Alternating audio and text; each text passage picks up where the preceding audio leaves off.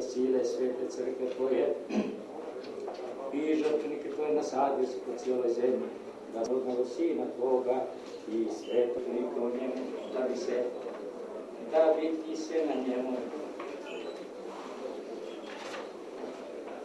Sve se vrlo ja sveti ovaj dan, žrtvenik ovaj Isusova, svjetlošću, i za mene za obitalište Tvoje, čuda, mjestom pribivanja slave Tvoje.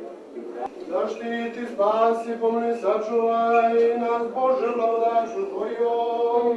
Gospodi, pomomiluj. Zamir svega svijeta, za nepogledni otpor Istu, sveti Božih crkva, veselinjenje svih, Gospodu se pomolimo. Gospodi, pomomiluj. Bogoslovog Mihajla, visoko prosvećenog, arhijepiskopa Kotorskog i Primorskog Simeona, da djela ruku njihovi i svešteniki. Krvlju mučenika Tvojih iz cijeloga svijeta i preko njih Ti vapije, Hriste Bože, ljudima Tvojim ispošli milosrđe Tvoje, mir podari naselju Tvome i dušama našim veliku milost.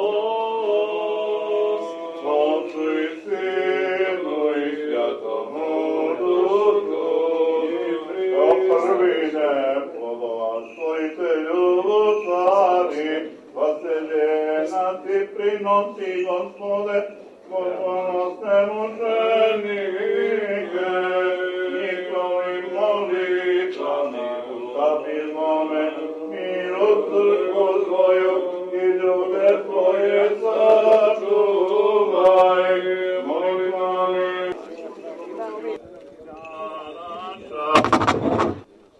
Amina, Gospode, gradite crkve.